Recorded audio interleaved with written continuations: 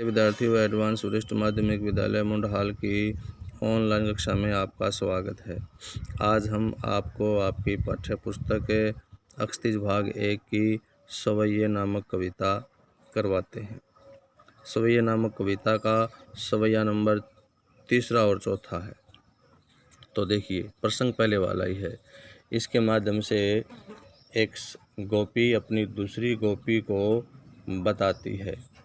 क्या कहती है? मोर पखा सिर ऊपर राखी हो, गूंज की माल गले पहिरोंगी।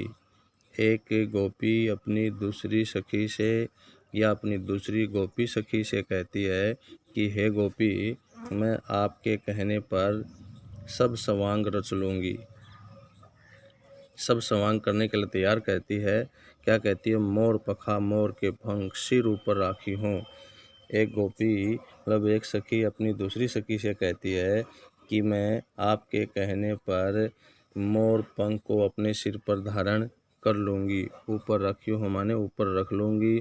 मोर के पंख को अपने सिर के ऊपर धारण कर लूँगी। कहने का भाव क्या है कि वो जो श्री कृष्ण सवांग रचता है, श्री कृष्ण जैसा जैसा रूप धारण करता है वैसा वैसा रूप धारण ये गोपी करती है।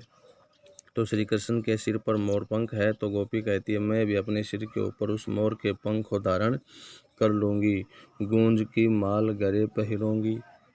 जैसे श्री कृष्ण अपने गले में गुंजा की माला पहने रहता है, तो मैं भी वही गुंजा की माला को अपने गले में डाल लूँगी, अपने गले में पहने लूँगी। ओढ़ी पीतम्बर। श्री कृष्ण पीला वस्त्र धारण करते हैं, तो मैं ओढ़ी पीतम्बर पीला वस्त्र धारण कर लूँगी अपने शरीर पर।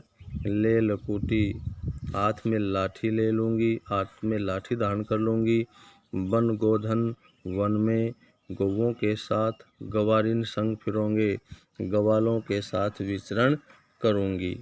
यानी मैं हाथ में लाठी लेकर पीला वस्त्र धारण करके गौओं के साथ, गौओं और गवालों के साथ वन में विचरण करूँगी।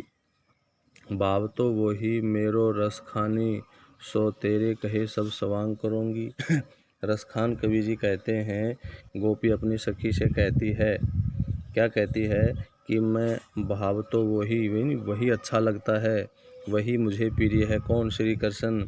मैं अपने श्री कृष्ण के प्रिय श्री कृष्ण के रूप को सो माने सोए, सो तेरे माने तुम्हारे, कहे माने कहने से, सब माने सभी, सवांग माने धारण कर लूँगी, सवांग धारण कर लूँगी। जैसा जैसा सवांग। तो एक गोपी अपनी सखी से, कवि रसखान जी कहते हैं, गोपी ने अपनी सखी से कहा है कि मैं अपने प्रिय श्री कृष्ण के रूप को तुम्हारे कहने पर प्रत्येक सवांग धारण कर लूँगी। भाव तो वही का मतलब भाव तो अच्छा लगता है, वही माने वही। कौन? श्री कृष्ण। यानी अपने प्रिय श्री कृष्ण के रूप को मैं तुम्हारे कहने पर सभी सवांग धारण कर लूँगी। लेकिन एक बात कहती है, क्या? या मुरली मुरलीधर की, मुरली बांसुरी मुरलीधर श्री कृष्ण की अधरान होठों पर धरी माने धारण करता है। जिस बांसुरी को श्री कृष्ण अपने होठों पर धारण करता है, अधरान धरूंगी। अधरा माने होठ, न माने नहीं, धरूंगी माने धारण करूंगी। उस बांसुरी को मैं अपने होठों पर कभी धारण नहीं करूंगी। लाइन समझ में आई? क्योंकि यहाँ गोपी श्री कृष्ण का जो सवांग धारण करती है, सभी सवांगों को धारण करने के लिए तैयार है, लेकिन उस बांसुरी को वह बिल्कुल भी धारण करना नहीं चाहती, क्योंकि वह उसे अपनी सौत मानती है। तो यहाँ इसके माध्यम से कवि ने गोपी श्री कृष्ण की बांसुरी को सौतन के रूप में अदा किया है। अनुप्रास और यमक अलंकार का प्रयोग है, ब्रजभाषा का प्रयोग है, माधुर्य गुण और छंदबद्ध रचना है। इस पद के माध्यम से गोपी ने स्पष्ट किया है अगले पद के, काननी दे अंगुरी रही बो, जब ही मुरली धुनी मंद बजावे। इस पद में भी गोपी कहती है कि जब श्री कृष्ण मुरली माने बांसुरी को, धुनी माने धुन, मंद माने धीमी गति में, बजा है माने बजाता है, गोपी कहती है कि जब श्री कृष्ण मंद और मधुर धुन में बांसुरी बजाएंगे, काननी माने कानों में, दे माने दूंगी, अंगूरी रही वो माने अंगुली डाले रखूंगी। गोपी कहती है कि जब श्री कृष्ण मधुर धुन में बांसुरी बजाएंगे तब मैं अपने कानों में उंगलियां डालकर रहूंगी। मोहिनी तानन, मोहिनी माने मन को मोहने वाली, तानन माने तान, सो माने वही, रसखानी रसखान कवि जी कहते हैं। अटा चढ़ी अटारी पर चढ़कर गोधन गौओं के साथ वाले, गहे तो गहे गीत गाते हैं तो गाते रहें।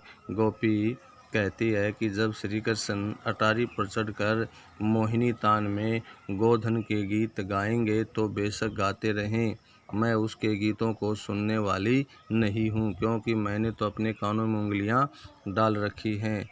तेरी कहो मतलब पुकार कर कहती हूँ। शीघ्र माने सभी, ब्रज लोगिन ब्रज के लोगों को, कल ही माने कल, को माने कोई, कितना ही समझावे समुझे, मुझे कोई कितना ही समझाता रहे। गोपी कहती है क्या कहती है कि तेरी कहो मैं पुकार कर कहती हूँ, और मैं उसकी तरफ ध्यान करती है सारे ब्रज के लोगों को। गोपी कहती है मैं सभी ब्रज के लोगों को यह पुकार कर कहती हूँ कि चाहे कल मुझे कोई कितना भी समझाने का प्रयास करे, लेकिन मेरी समझ में आने वाला नहीं है।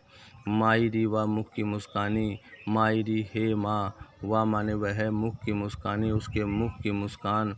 समैरी माने संभाली, न माने नहीं, जहे माने जाती है। गोपी कहती है कि हे माँ, जब श्री कृष्ण हंसता है, जब श्री कृष्ण मुस्कान करता है तो उसके मुख की वह सुंदर मुस्कान मुझसे संभाली नहीं जाती, मुझसे वह मुस्कान देखी नहीं जाती, मैं उसकी उस मुस्कान पर आसक्त या मोहित हो जाती हूँ। तो यहाँ कवि ने श्री कृष्ण की मुरली की धुन और उसकी मुस्कान को बड़े प्रभावशाली ढंग से वर्णन किया है, प्रभावशाली ढंग से वर्णित किया है। विशेष आपका वही है। धन्यवाद।